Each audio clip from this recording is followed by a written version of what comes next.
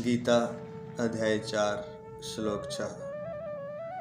अजोऽपि सन्व्ययात्मा भूतानामीश्वरोऽपि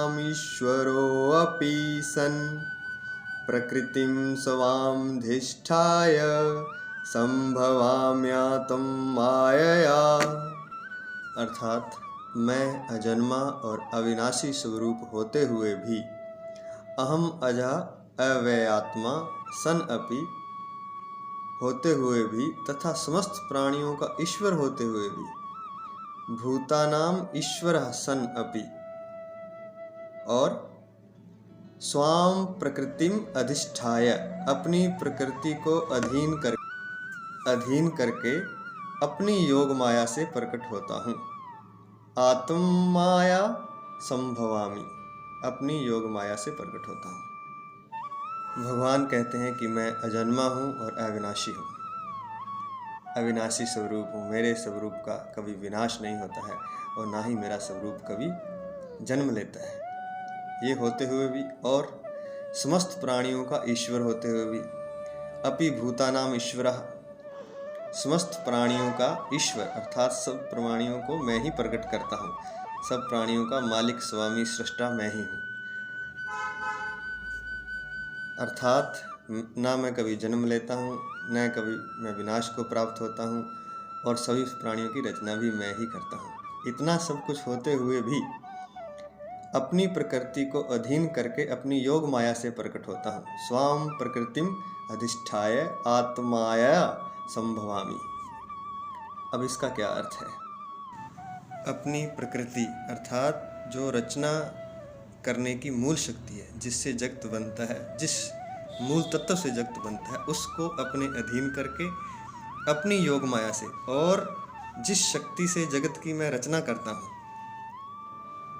उससे मैं प्रकट होता हूँ साकार रूप में।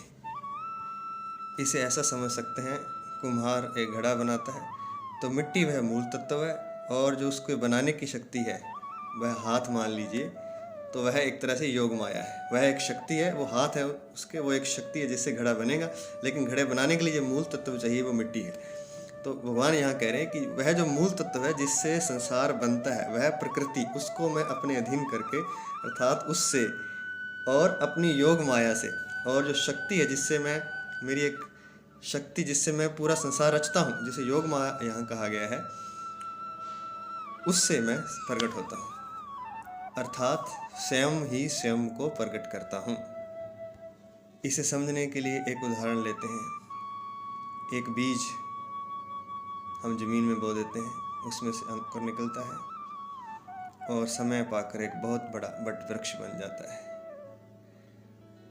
बीज को देखें और उस वट वृक्ष को देखें तो कोई उसमें समानता हमें नहीं दिखाई देती। बीज एक छोटा सा कण है और वट वृक्ष बहुत बड़ा है, जिसका टनों भार होता है, इतनी उसकी विशालता होती है। क्या वह इतना बड़ा वृक्ष उस बीज से बन गया? उस बीज से प्रकट अवश्य हुआ, लेकिन उससे बना नहीं है। बना वह पांचों तत्वों से है, पृथ्वी, जल, अग्नि, वायु, आकाश। उसमें भी जल तत्व और आकाश तत्व का महत्व उसमें ज़्यादा है। वहाँ पर बीज को माध्यम बना दिया गया ताकि हमें यह भ्रम रहे कि बीज से वृक्ष पैदा हुआ है, अचानक हवा में से पैदा नहीं हुआ, लेकिन सच में होता वो हवा से ही पैदा है। इसका विस्तृत वर्णन नहीं करेंगे। थोड़ा समझने के लिए हम सोचते हैं कि अगर बीज ना हो, बीज को हटा दिया जाए, तो वह कौन सी शक्ति जिससे वो वृक्ष पैदा हो जाता है? वह परमात्मा की शक्ति है। परमात्मा जब खुद ही खुद को पैदा करता है तो उसे बीज की आवश्यकता नहीं पड़ती है। शून्य की शक्ति से ही आकार निर्मित हो जाता है, पूरे ब्रह्मांड की भी रचना हो जाती है और भगवान स्वयं को ही स्वयं ही प्रकट कर लेते हैं। इस संसार में, इस पृथ्वी लोक में या कहीं इस मृत्यु लोक में जो भी हम देखते हैं वो किसी न किसी निमित्त से पैदा होता है। जैसे कि वृक्ष बीज से, एक बच्चा दो कणों से मिलकर बनता है। यह एक ब्रह्म मृत्यु लोक में पैदा किया गया है, वरना तो ईश्वर भगवान कृष्ण अपनी शक्ति से सब कुछ निर्मित कर सकते हैं और करते हैं। यह ब्रह्मांड की पूरी रचना उनके द्वारा की गई है। तो साधना का भी यही उद्देश्य है कि व्यक्ति उस पर्दे को हटा करके देख सके कि यह रचना कहाँ से होती है। जिसे रचनाकार का पता चल जाता है वह फिर बीज को नहीं देखता, उसे पता है बीज तो माध्यम बना है, रचनाकार तो परमात्मा ही है। वह फिर गर्भ में दो कणों के मिलन को नहीं देखता, गर्भ को नहीं देखता, वह देखता है कि गर्भ के अंदर छुपकर भगवान स्वयं ही रचना कर रहे हैं।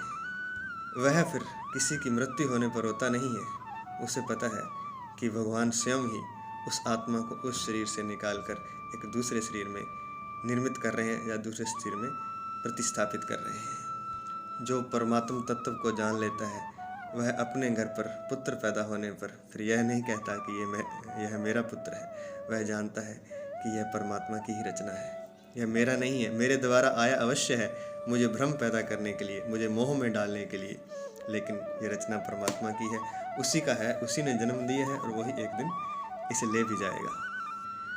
तो ज्ञानी जो होता है, साधक जो होता है, समाधिस्थ जो होता है, वह इस माया के पर्दे को तोड़ देता है और माया के पर्दे के पीछे देख लेता है कि ये रचना कैसे होती है। ये रचना भगवान स्वयं करते हैं। खुद की रचना भी खुद कर सकते हैं और पूरे ब्रह्मांड की रचना भी कर सकते हैं। उसी बात को यहाँ समझाया गया है।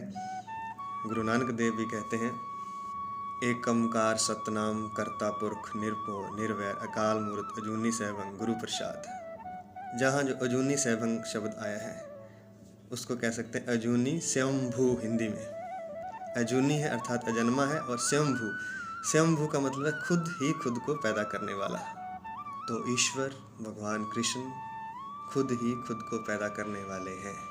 ऐसे ही जैसे बिना बीज के वृक्ष पैदा हो जाए और खुद ही अचानक ही शून्य से प्रकट हो जाए या शून्य से कोई शरीर प्रकट हो जाए। ऐसा हुआ भी है, शास्त्रों में बहुत से उदाहरण भी हैं। सीता माँ का उदाहरण आता है, अग्नि देव से का उदाहरण आता है। जब राजा दशरथ ने पुत्र प्राप्ति के लिए यज्ञ किया तब अग्नि कुंड से अग्निदेव प्रकट हुए खीर को लेकर कि यह खीर अपने पत्नियों को दे दीजिए और उससे पुत्र पैदा हो जाएगा। तो यह भी शून्य से प्रकट हुए, अग्नि से मान लीजिए शून्य से प्रकट हुए। और इसी तरह अर्जुन भी इंद्र देवता की शक्ति से पैदा हुए और कर्ण भी हुए बिना गर्भ के सीधे ही। तो ऐसे बहुत से उदाहरण हैं। कहने का तात्पर्य है कि भगवान स्वयं ही स्वयं को पैदा कर लेते हैं। जय श्री कृष्ण।